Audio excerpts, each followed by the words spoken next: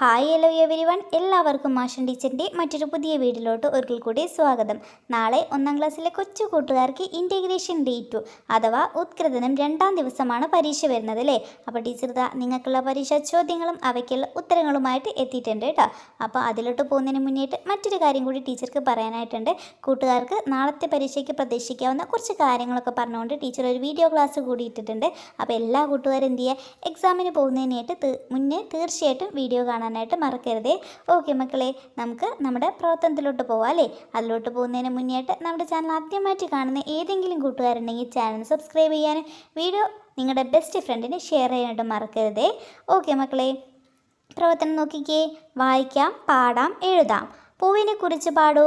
പൂവിനെ കുറിച്ചിട്ട് നമുക്ക് അവിടെ ഒരു 4 വരി തന്നിട്ടുണ്ട് അല്ലേ. എന്താണ് തന്നത്? പല നിറത്തിൽ ടിയ ടിയ, പല മണത്തിൽ ടിയ ടിയ, വണ്ടിൻ്റെ കൂട്ടുകാർ ടിയ ടിയ, ചെടിയിൽ വിരിയുന്നു ടിയ ടിയ അല്ലേ. ഇതുപോലെ പൂമ്പാറ്റയെക്കുറിച്ച് എഴുതൂ എന്നാണ് മക്കളടുത്ത് പറഞ്ഞിട്ടുള്ളത് കേട്ടോ. അപ്പം നമുക്ക് എന്തൊക്കെ എഴുതാം മക്കളെ?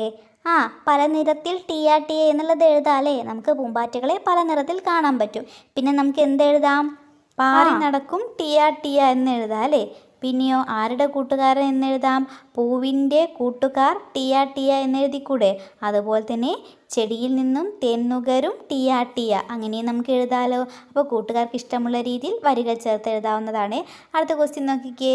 Pictures pictures. ടീച്ചർ ഇവിടെ ഇംഗ്ലീഷിലാണ് ക്വസ്റ്റ്യൻ കൊടുത്തിട്ടുള്ളത് കേട്ടോ. അപ്പോൾ മലയാളം മീഡിയത്തിൽ പഠിക്കുന്ന കൂട്ടുകാർക്ക് മലയാളത്തിലായിരിക്കും ചോദ്യങ്ങൾ ഉണ്ടായിരിക്കുക കേട്ടോ. ശ്രദ്ധിച്ചേ മക്കളെ, അവിടെ കൂട്ടുകാർക്ക് പൂവിൻ്റെയും കുറേ പൂമ്പാറ്റകളുടെയും നക്ഷത്രങ്ങളുടെയും ഒക്കെ ചിത്രങ്ങൾ തന്നില്ലേ. Let's count and write. മക്കളടുത്ത് എണ്ണി എഴുതാനാണ് പറഞ്ഞിട്ടുള്ളത്. അതായത് പൂമ്പാറ്റകൾ എത്രയുണ്ടെന്നും പൂക്കൾ എത്രയുണ്ടെന്നും നക്ഷത്രങ്ങൾ എത്രയുണ്ടെന്നാണ് മക്കൾ എണ്ണിയിട്ട് അവിടെ തന്നിട്ടുള്ള കോളത്തിൽ എഴുതേണ്ടത്. അപ്പം നിങ്ങൾ എന്ത് ചെയ്യുക, വീഡിയോ പോസ് ചെയ്ത് വെച്ചിട്ട് ഓരോന്നും എണ്ണുക കേട്ടോ. ഓക്കെ മക്കളെ, ഇപ്പോൾ ഇവിടെ നമ്മുടെ ചിത്രത്തിൽ 7 ബട്ടർഫ്ലൈസ് ആണ് ഉള്ളത്. 7 പൂമ്പാറ്റകളും 12 പൂക്കളും കേട്ടോ. 12 ഫ്ലവേഴ്സ്. അതുപോലെ തന്നെ 9 സ്റ്റാർസ് കേട്ടോ. 9 നക്ഷത്രങ്ങളാണ്. അതിൽ മറ്റൊരു കാര്യം കൂടി പറഞ്ഞിട്ടുണ്ട്.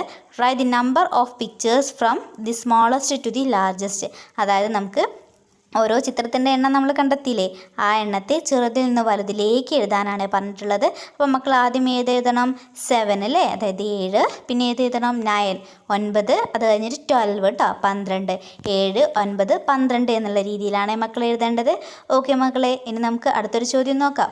അതിലോട്ട് പോകുന്നതിന് മുന്നേറ്റ് വീഡിയോ കണ്ടുകൊണ്ടിരിക്കുന്ന എല്ലാ കൂട്ടുകാരും എന്ത് ചെയ്യുക, പെട്ടെന്നൊന്ന് വീഡിയോ ലൈക്ക് ചെയ്തേക്കണേ. Look at the picture drawn by Fahad. Write the missing numbers in order and complete. അതായത് താഴെ നമുക്കൊരു പിക്ചർ തന്നിട്ടുണ്ട് അല്ലേ. നമ്മുടെ ഫഹദ് വരച്ചിട്ടുള്ളൊരു ചിത്രമാണ്. അപ്പോൾ അതിൽ കുറച്ച് നമ്പേഴ്സൊക്കെ എന്തായി പോയിട്ടുണ്ട്, മിസ്സായി പോയിട്ടുണ്ട് അല്ലേ. അപ്പോൾ ആ നമ്പേഴ്സ് കംപ്ലീറ്റ് ചെയ്യാനാണ് പറഞ്ഞിട്ടുള്ളത്. അപ്പോൾ അവിടെ നമ്പേഴ്സ് ഏതൊക്കെയാണെന്ന് നോക്കിക്കേ. 12, 14, 16 എന്നാണ് അല്ലേ. 12, 14, 16. അപ്പോൾ അവിടെ നോക്കിക്കേ മക്കളെ, എന്തോ ഒരു പ്രത്യേകതയുണ്ട് അല്ലേ. 12ലോട്ട് 2 കൂടിയപ്പോഴാണ് നമുക്ക് എത്ര കിട്ടിയത്? 14 കിട്ടിയത് അല്ലേ. 14ലോട്ട് വീണ്ടും 2 ചേർന്നപ്പോഴാണ് നമുക്ക് 16 കിട്ടിയത്. എങ്കിൽ അടുത്ത സംഖ്യ കിട്ടാനായിട്ട് എന്ത് ചെയ്യണം? 16ലോട്ട് വീണ്ടും നമ്മൾ 2 ആഡ് ചെയ്യണ്ടേ. അപ്പോൾ എത്ര കിട്ടും?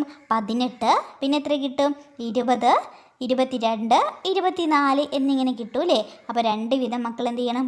കൂട്ടിയാണ് അവിടെ മിസ്സായി പോയിട്ടുള്ള നമ്പേഴ്സ് കണ്ടുപിടിക്കേണ്ടത് കേട്ടോ. ഓക്കെ മക്കളെ, ഇനി നമുക്ക് മറ്റൊരു പ്രവർത്തനം നോക്കാം. Let's make groups.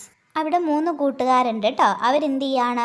ഫ്ലവേഴ്സും അതുപോലെ തന്നെ റിബൺസും ബലൂൺസും ഒക്കെ എന്താണ് അവിടെ സ്കൂളിൽ പരിപാടി ആയതുകൊണ്ട് തന്നെ അറേഞ്ച് ചെയ്യുകയാണ് കേട്ടോ.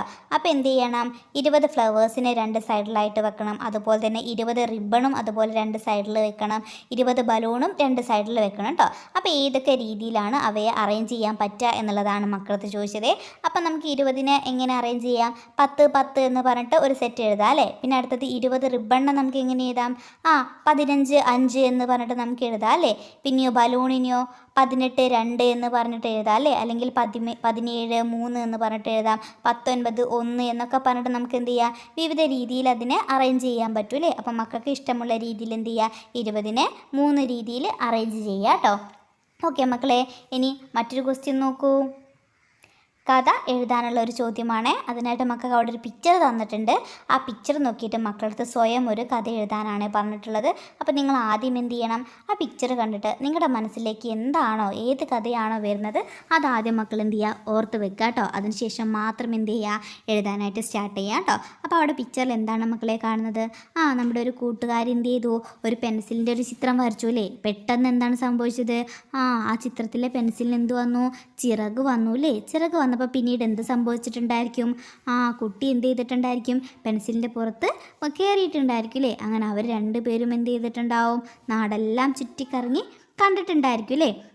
അപ്പോൾ അവരെ കണ്ടിട്ടുള്ള കാഴ്ചകളും മറ്റും ഉൾപ്പെടുത്തിക്കൊണ്ട് മക്കൾക്ക് എന്ത് ചെയ്യാവുന്നതാണ്, ഒരു കഥ പൂർത്തീകരിച്ച് എഴുതാവുന്നതാണ്. ഓക്കെ മക്കളെ, അടുത്ത ക്വസ്റ്റ്യൻ നോക്കിക്കേ. ഇടയൻ പുഴു പട്ടിക പൂർത്തിയാക്കാം. കൂട്ടുകാർക്ക് അവിടെ ഒരു പട്ടിക തന്നിട്ടുണ്ട് അല്ലേ. അതിന് താഴെയായിട്ട് നോക്കിക്കേ, ഒരുപാട് ജീവികളുടെ ചിത്രങ്ങളും തന്നിട്ടുണ്ട് അല്ലേ. തേനീച്ച, പശു, അതുപോലെ തന്നെ മുയൽ, പാമ്പ്, അതുപോലെ ഒച്ച്, തവള, ഉറുമ്പ്, ഞണ്ട് എന്നിങ്ങനെ തുടങ്ങി ഒരുപാട് ജീവികളുടെ ചിത്രങ്ങളും തന്നിട്ടുണ്ട് അല്ലേ. അപ്പോൾ മക്കൾക്ക് തന്നിട്ടുള്ള പട്ടിക ഇനി ഒന്ന് നോക്കിക്കേ. എന്തൊക്കെയാണ് അതിൽ കൊടുത്തിട്ടുള്ളത്? കാലില്ലാത്തവ, 4 കാലുള്ളവ, 6 കാലുള്ളവ, ഒത്തിരി കാലുള്ളവ. അപ്പം മക്കൾ എന്ത് ചെയ്യണം, നിങ്ങൾക്ക് തന്നിട്ടുള്ള ആ ഒരു ചിത്രത്തിലെ ജീവികളെ കാലില്ലാത്തവരെ ഒരു കോളത്തിലും, അതുപോലെ തന്നെ 4 കാലുള്ളവയെ രണ്ടാമത്തെ കോളത്തിലും, 6 കാലുള്ളവയെ അടുത്തൊരു കോളത്തിലും, ഒത്തിരി കാലുള്ളവയെ അതിനടുത്തുള്ള കോളത്തിലും മക്കൾ എന്ത് ചെയ്യണം, എഴുതണം കേട്ടോ. അപ്പോൾ കൂട്ടുകാരെന്ത് ചെയ്യുക, ഈ ഒരു പ്രവർത്തനം നിങ്ങൾ ഒറ്റയ്ക്കൊന്ന് ചെയ്ത് നോക്കുക കേട്ടോ. എന്നിട്ട് നമ്മുടെ കമൻറ്റ് ബോക്സിൽ പറയാനായിട്ട് മറക്കരുതേ. ഓക്കെ മക്കളെ, അപ്പോൾ ഇത്രയാണ് നിങ്ങളുടെ പരീക്ഷയിലെ ചോദ്യങ്ങൾ. എല്ലാവരും നന്നായിട്ട് തന്നെ എന്ത് ചെയ്യുക, എക്സാം എഴുതുക. എന്നിട്ട് എക്സാം കഴിഞ്ഞതിന് ശേഷം എക്സാം ഈസി ആയിരുന്നോ ഇല്ലേ എന്നുള്ള കാര്യം കൂടി നമ്മുടെ കമൻറ്റ് ബോക്സിൽ പറയാനായിട്ട് മറക്കരുതേ. ഓക്കെ കൂട്ടുകാരെ, മറ്റൊരു പുതിയ വീഡിയോയുമായിട്ട് നമുക്ക് വീണ്ടും കാണാം.